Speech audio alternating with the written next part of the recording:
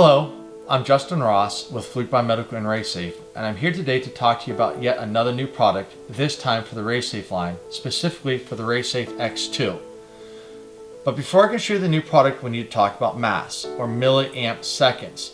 Those familiar with the RaySafe X2 know that we usually measure mAs with our mAs cable connected to the base unit and into the test points in our X-ray machine to generate an amperage and time reading, which will then give us our mAs.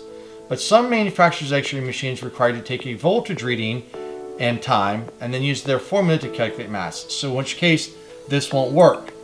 So up till now we've had to use either an oscilloscope or a multimeter to get that voltage and time readings and then apply it, which is just another device you have to carry with you. That's where our new product comes in. Here it is, the RaySafe Volt, our new way of taking those voltage and time measurements so you can get that mAs calculations. The RaySafe Volt is capable of reading up to 16 volts by itself, or if you purchase our 10-to-1 attenuation cable, you can measure up to 160 volts.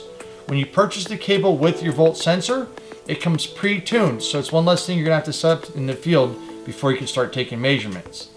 Hey, check back with us in our next video. We're going to go ahead and hook the volt up to the base unit and show you how easy it is to take some of those measurements.